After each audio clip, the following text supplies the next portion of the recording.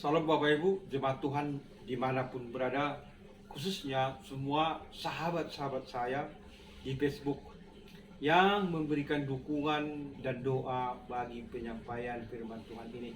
Saya berharap di tahun yang baru ini semuanya kita sehat-sehat dan penuh sukacita. Baik pepatah lama mengatakan, tak kenal maka tak sayang. Oleh sebab itu saya memperkenalkan sedikit saja. Saya Pendeta Slamet Simarmata, istri saya Buru Purba. Kami dikaruniai 3 orang anak, 2 laki-laki, 1 perempuan. Yang paling besar laki-laki, semester 7 sekarang. Dan yang kedua perempuan, kelas 1 SMA. Dan yang ketiga, kelas 2 SD. Dan saya melayani di gereja Wesleyan di Amplas, Medan. Demikian perkenalan kita. Kiranya ini menambah rasa persaudaraan kita yang semakin dalam. Baik Bapak Ibu, sebelum saya menyampaikan firman Tuhan saat ini, ada baiknya kita berdoa supaya Tuhan campur tangan dalam penyampaian firman-Nya. Baik, kita tunduk kepala, kita berdoa. Bapa kami dalam surga, terima kasih Tuhan buat hari yang baik yang Tuhan jadikan saat ini. Pada saat ini Tuhan, hamba-Mu akan menyampaikan dan menabur firman Tuhan. Berkatilah yang menyampaikan, berkati anak-anak-Mu yang mendengar dan menjadi pelaku firman Tuhan. Di dalam nama Tuhan Yesus Kristus, sama-sama kita berkata, amin. Shalom. Baik Bapak Ibu, anak-anak Tuhan, pada saat ini saya akan menyampaikan firman Tuhan yang tertulis di kitab Kejadian pasal yang ke-28 ayat 12 sampai dengan ayatnya yang ke-15. Saya sendiri akan membacakannya. Demikian firman Tuhan. Mimpi Yakub di Betel. Maka bermimpilah ia di bumi, ada dirikan sebuah tangga yang ujungnya sampai di langit. Dan tampaklah malaikat-malaikat turun naik di tangga itu. Berdirilah Tuhan di sampingnya dan berfirman, Akulah Tuhan Allah Abraham nenekmu dan Allah Ishak. Tanah tempat engkau berbaring ini akan kuberikan kepadamu dan kepada keturunanmu. Keturunanmu akan menjadi debu tanah banyaknya. Dan engkau akan mengembang ke sebelah timur, mengembang ke sebelah barat, utara dan selatan. Dan olehmu serta keturunanmu semua kaum di muka bumi akan mendapat berkat. Sesungguhnya aku menyertai engkau dan aku akan melindungi engkau kemanapun engkau pergi. Dan aku akan membawa engkau kembali ke negeri ini. Sebab aku tidak akan meninggalkan engkau, melainkan tetap melakukan apa yang kujanjikan kepadamu. Demikian firman Tuhan. Berbahagia kita Bapak Ibu yang mendengar firman Tuhan dan yang melakukannya. Baik Bapak Ibu, ini adalah pada masa di mana Yakub pada saat itu mengambil alih berkat yang seharusnya diberikan bapaknya Ishak kepada Esau. Tetapi Esau mengetahui bahwa Ishak telah memberkati dan memberikan berkatnya kepada adiknya Yakub. Maka marahlah dia Bapak Ibu. Dan dengan rada-rada emosi dan sangat geram hendak membunuh adiknya Yakub. Tetapi ibunya Ribka mengetahui rencana daripada Esau, maka disuruhlah Yakub untuk pergi meninggalkan kampung mereka. Maka untuk mengamankan situasi supaya situasi lebih baik, maka Yakub menyanggupi rencana dari ibunya, maka berangkatlah dia ke tanah Haran atau padang gurun Aram, ke kampung halaman ibunya, yaitu pamannya Laban. Nah, dengan berat hati Yakub harus pergi meninggalkan orang tuanya dan tempat tinggalnya. Kemudian di dalam perjalanannya, karena dia sudah kelelahan, hari sudah gelap, maka beristirahatlah dan terbalinglah dia di suatu tempat dan mengambil sebuah batu menjadi bantal di kepalanya. Kemudian bermimpilah dia. Di tempat itu didirikan sebuah tangga yang sangat tinggi sampai ke surga. Dan dia melihat malaikat-malaikat naik turun, naik turun, naik turun. Dan tiba-tiba Allah berdiri di sampingnya dan berkata, Yakub, akulah Tuhan Allahmu, Allahnya nenekmu Abraham, Allahnya bapamu Ishak. Tanah di mana engkau berbaring itu akan kuberikan kepadamu. Dan keturunanmu akan bertambah banyak, mengembang ke kanan, mengembang ke sebelah barat, mengembang ke sebelah timur, mengembang ke utara, mengembang ke selatan. Banyaknya seperti di tanah. Jangan takut, aku menyertai engkau kemanapun engkau pergi. Dan aku akan membawa kembali engkau ke tempat ini. Dan karena olehmu maka bangsa semua akan diberkati. Dan engkau bertambah banyak dan banyakmu seperti di tanah. Demikian perkataan daripada Allah kepada Yakub. Dan tersadarlah Yakub. Wah, dia sungguh sangat kaget dan kurang yakin akan mimpinya itu. Tetapi dalam hatinya bahwa Allah sudah berfirman kepadanya, sudah memberikan suatu pengharapan baru kepada dirinya. Maka dia dengan semangat dia memulai perjalanannya. Maka dia berkata, sesungguhnya tempat ini adalah pintu surga. Sesungguhnya tempat ini adalah pintu surga, karena dia melihat malaikat naik turun di tempat itu. Kemudian diminyakinya lah batu itu dan dibikinlah di situ tugu. Dan dinamailah nama itu Betel. Dan kemudian pergilah Yakub ke tempat pamannya Laban, dan di sana dia bekerja untuk pamannya Laban selama 20 tahun. Nah, di situ dia sangat diberkati Tuhan. Sangat diberkati Tuhan. Kemudian dia kembali lagi setelah 20 tahun, setelah suasana sudah dingin, sudah dia merasa sudah aman, maka kembalilah dia ke kampung halamannya. Dan di tempat ini juga, di Betel ini, dia bertemu kembali dengan Allah. Dan Allah berkata, Yakub, namamu bukan lagi itu, tetapi namamu berubah dengan nama Israel. Dan aku akan menyertai engkau, dan aku memberkati engkau. Engkau akan bertambah banyak seperti debu tanah. Jadi Allah memberkati, Allah sangat memberkati Yakub.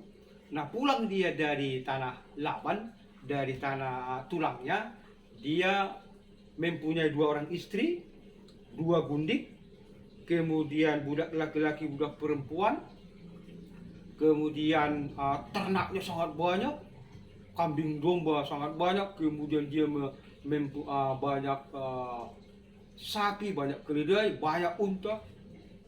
Luar biasa. Dia diberkati Tuhan. Hanya selama 20 tahun. Nah, saking banyaknya hartanya, ternaknya, maka diberikannya kepada abangnya Esau sebagai hadiah cuma-cuma, sebagai hadiah perdamaian, supaya dia diterima kembali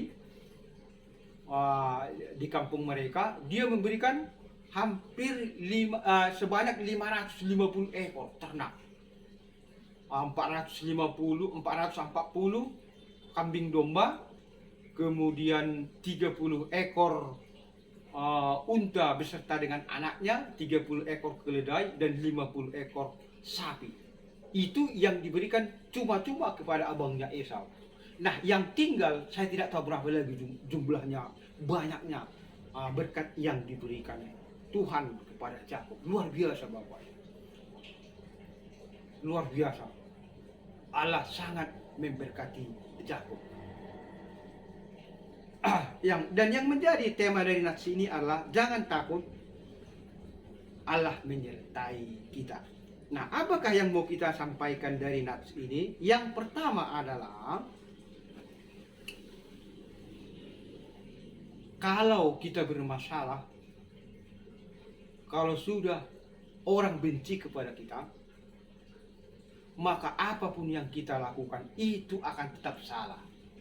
Kita menolong salah, kita memberi salah, tak menolong salah, kita berbicara salah, tak berbicara salah, kita duduk salah, berdiri pun salah. Karena apa? Karena memang sudah ada kebencian di hati orang itu. Maka kalau orang sudah benci kepada kita, apapun yang kita lakukan pasti salah. Nah, demikian yang terjadi pada masanya. Yakub sangat dibenci oleh abangnya Esau. Kenapa? Saya baca di ayat yang ke-21 pasal yang ke-27. Esau menaruh dendam kepada Yakub karena berkat yang telah diberikan oleh ayahnya kepadanya. Lalu ia berkata kepada dirinya, hari-hari berkabung karena kematian ayahku itu tidak akan lama lagi. Pada waktu itulah Yakub adikku akan kubunuh. Itulah rencana Esau. Jadi boleh kita melihat bahwa Esau sangat membenci adiknya Yakub sampai-sampai ia akan dibunuh. Dan ibunya Ribka mengetahui itu. Dan dia mengetahui kalau sudah benci orang, maka apapun yang dilakukan tetap salah. Maka jalan yang terbaik yang dilakukan oleh ibunya yang bernama Ribka, menurut saya itu sangat familiar dan sangat tinggi kebijakannya. Maka dia menyuruh anaknya Yakub untuk meninggalkan tempat itu supaya situasi dingin. Karena diperdamaikan pun tak ada gunanya, hanya membuat keterpaksaan. Perdamaian yang terpaksa tetap itu menyimpan kebencian dan dendam. Maka itu tiada artinya. Maka Ribka menyuruh anaknya Yakub untuk pergi meninggalkan tempat itu untuk sementara supaya situasi aman. Maka disuruhlah dia berangkat ke tempat pamannya Laban atau saudaranya ibunya. Dan benar, 20 tahun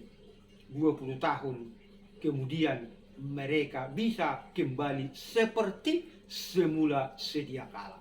Jadi Bapak Ibu, kalau kita bermasalah dengan orang lain, terlebih-lebih kepada keluarga, kalau boleh ya, keluarga janganlah sampai kita bermusuhan atau bermasalah. Kenapa? Karena menang kita tiada artinya. Menang jadi arang, kalah jadi abu. Kalaupun kita menang, kita tetap kalah. Karena apa? Karena saudara kita itu memang benar akan tetap membenci kita. Jadi tidak ada artinya kalau kita bertengkar atau bermusuhan dengan keluarga. Demikian juga kepada orang lain. Kalau boleh kita jangan sampai bermusuhan atau bertengkar. Tetapi kalau kita umpamanya sudah dibenci orang, maka jalan terbaik adalah untuk sementara menjauh atau menghindar. Begitu juga di dalam keluarga sering terjadi permasalahan, terjadi pertengkaran. Jangan dipertahankan di situ bahwasanya kita benar. Itu akan membuat situasi semakin panas. Atau kita mendamaikan yang lagi panas hatinya. Nggak maksimal hasilnya. Hanya membuat keterpaksaan dan kepura-puraan. Maka jalan satu-satunya menurut saya seperti yang dilakukan oleh Ribka ibunya Yakub ini adalah jalan yang terbaik, yaitu untuk sementara menghindar dulu supaya situasi aman, supaya situasi dingin. Nanti kalau sudah dingin, sudah baik, kembali lagi kita minta maaf. Nah, kita bisa kembali seperti sedia kala. Jadi menurut saya, kalau orang sudah membenci kepada kita, apapun yang kita lakukan pasti tetap salah. Pasti tetap salah. Oleh sebab itu, jalan yang terbaik adalah kita mengalah, menjauh, atau kita mengalah, menjauh supaya situasi dingin. Nanti kalau sudah situasi dingin, kita kembali lagi. Karena tidak ada persoalan atau masalah yang tidak bisa diselesaikan oleh waktu.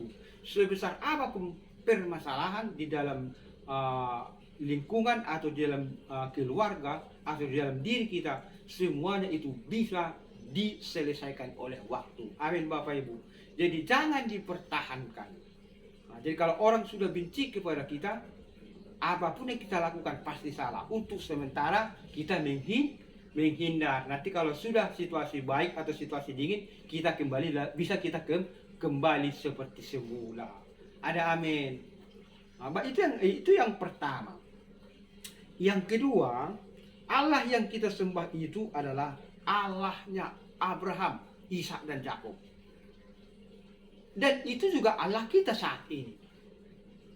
Allah memberkati Yakub dengan sangat berlimpahan dan memberkati keturunan dan memberikan tanah untuk dia dan menjadikan sebuah bangsa, berkat yang sangat luar biasa. Kalau dia bisa memberkati Yakub, dia juga pasti bisa memberkati kita. Amin. Sebab Allah yang disembah Abraham, Ishak dan Yakub itu adalah Allah yang kita sembah sekarang ini. Yang dulu, sekarang, dan yang akan datang, yang tidak berkesudahan. Dia penuh dengan keajaiban. Kalau dia bisa membuat keajaiban pada Yakub, dia juga bisa membuat keajaiban pada kita. Oleh sebab itu jangan takut di tahun ini. Jangan takut. Maju terus. Mungkin engkau saat ini jauh dari keluarga. Jangan takut. Yakub justru semakin jauh dari keluarga, dia semakin diberkati oleh Tuhan dan disertai oleh Tuhan.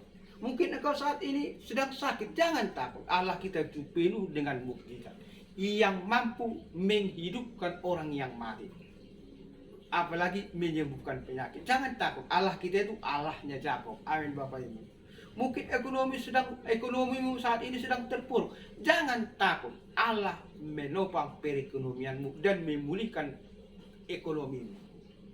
Dunia boleh krisis global, tetapi surga tidak pernah krisis. Surga tidak pernah kekurangan. Allah tidak pernah miskin. Sebanyak apapun berkat diturunkan kepada dunia ini, diturunkan kepada kita, diturunkan kepada orang-orang percaya. Allah tidak pernah kekurangan berkat dan tidak pernah krisis. Surga tidak pernah kekurangan. Surga selalu berkelimpahan. Allah kita tuh selalu penuh mukjizat dan berkelimpahan. Oleh sebab itu jangan takut. Nikmatilah tahun baru ini dengan penuh sukacita, semangat dan pengharapan. Dan jangan lupa bahagia, karena sudah dijamin oleh Allah kita itu penuh dengan berkat. Dan dia berkata, aku menyertai engkau. Jangan takut, kemanapun engkau pergi, aku menyertai engkau. Itulah poin-poin yang pertama dan poin yang kedua. Jadi Bapak Ibu, anak-anak Tuhan dimanapun berada, kita punya Allah yang sangat luar biasa. Jadi hidup kita itu pasti tidak biasa. Pasti selalu ada yang baru dan yang baru. Dan kita pasti luar biasa. Berkat baru telah menunggu kita di tahun yang baru. Amin Bapak Ibu. Percayalah, kalau Allah bisa memberkati Yakub, dia juga pasti bisa memberkati kita. Amin Bapak Ibu. Untuk menutup khotbah ini, penyampaian firman Tuhan ini, saya akan bacakan ayatnya yang ke-15. Demikian firman Tuhan. Sesungguhnya aku menyertai engkau, dan aku akan melindungi engkau kemanapun engkau pergi, dan aku akan membawa engkau kembali ke negeri ini. Sebab aku tidak akan meninggalkan engkau, melainkan tetap melakukan apa yang kujanjikan kepadamu. Amin. Kita tunduk kepala, kita berdoa. Bapa kami dalam surga, terima kasih Tuhan, firman Tuhan yang telah saya tabur saat ini, kiranya menjadi berkat bagi anak-anak-Mu dimanapun mereka berada. Berkati mereka Tuhan, sebagaimana Engkau memberkati Yakub. Dipermuliakanlah Engkau di dalam nama Tuhan Yesus Kristus. Sama-sama kita berkata, amin. Warsmadhita.